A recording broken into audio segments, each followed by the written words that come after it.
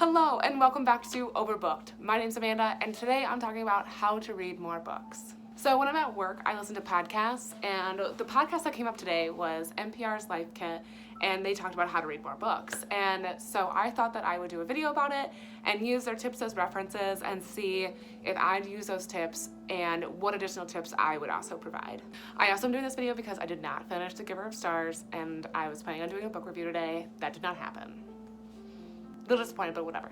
Let's get started. One of their first tips was read in the morning. I don't know who's doing this. If you read in the morning, comment below because cool on you, like round of applause. I don't know how you do it. I can barely get up in the morning to work out. My dream goal is to wake up every day at 6 a.m., work out, like have breakfast, and then sit down and read like the paper. But I don't think I could really do this realistically. If you're a morning person, like I'm a pretty big morning person, don't get me wrong, but if you are like an intense morning person and you think you could do this, I highly suggest it because that would be the perfect time to get reading done, is the morning. It's not the perfect time to work out, but that also doesn't always happen. So the next tip they talked about was, I don't think I've ever really heard of this, and I don't really think it's a huge issue, but they were saying like, don't wait for the right moment or time to read a book. Like their example was like, don't wait, think that you need like your reading socks and this candle lit and there has to be jazz music playing in the background, or you don't have to be the hipster coffee shop in town to read. You can literally read whenever and wherever, and it doesn't have to be like this perfect cozy scenario. So don't let that stop you from reading. I don't think that's really a problem, but maybe it is. But let me know if you're like, I can't read because I don't have my candle. But it leads me into my next point, is that their next tip was like, read wherever and whenever you can, which I totally agree with, and I try to take advantage of this. Like, take advantage of those doctor's appointments that you have to go to, and while you're waiting for the doctor, since it takes fucking forever, read a book. Like every time I go to the orthodontist, I have to wait like 20 to 30 minutes, and it's always awesome when I have my book, You get a lot of reading done. And if you have a terrible commute, you can use audiobooks to get you through it, and you get to knock out a lot of reading there. I have a coworker, and she lives like an hour away because there's like a ton of construction going on now. Like, it's just terrible. Our commute is insane. But she says that the only way she gets through it is audiobooks, and she's gotten a ton of reading done just on her commute alone. So definitely take advantage of wherever you are. Use your time efficiently. If you're on the subway, you could pull out your book. On your lunch, you could read instead. You can find places and time. Another one of their tips was to match the amount of time you have to what you're reading. So if you don't have a ton of time, maybe don't read this huge novel you have on your TBR list. Or if you have a ton of time, maybe that's the time to tackle that novel. Or if you don't have a ton of time, maybe tackle that short story book that you're working on finishing. I don't know. This doesn't really apply to me. I think it applies to more people who read like multiple books at a time, which I think that is a really handy tip.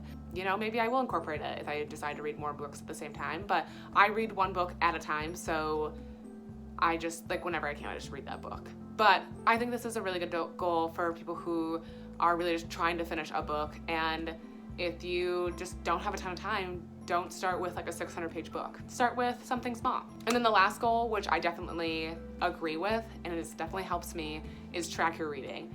And if you have a goal, or if you just want to see what you've read, just write it down. The guy that was on the podcast was talking about how he just keeps a notes in his phone, and he just writes down all the titles. And it's cool to stroll through oh yeah, I loved that book, or this is what I read all year. Wow, this is great.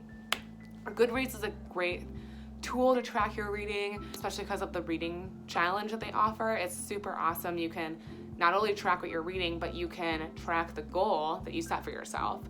And I really like how they tell you if you're ahead of a schedule, if you're behind schedule, and just kind of summarize it all up for you, especially year by year. I think it's really nice. I hate Amazon, so I have a hate-love relationship with Goodreads, and if you guys have better tracking systems for books, please let me know in the comments.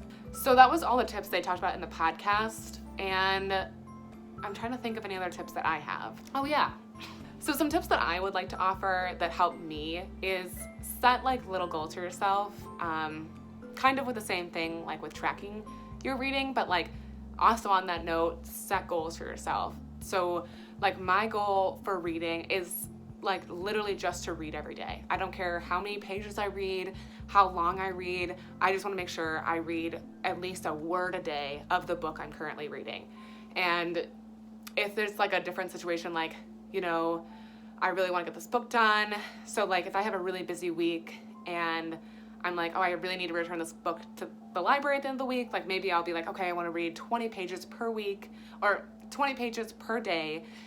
And, you know, like on the weekend, like I'll try to read like 50 to 100 pages a day, and that will finish up the book. Or like if I'm really like trying to on a time crunch, I'll be like, okay, I really want to try to read 50 pages tonight. And that's kind of where I will be. And if I read more than that, that's fine. But I just want to get to 50 and then that's it, and then I'll stop. Another tip that I can give that I think really helps get a lot of reading done is I think reading in the morning is totally beneficial and that works for you. You should go for it.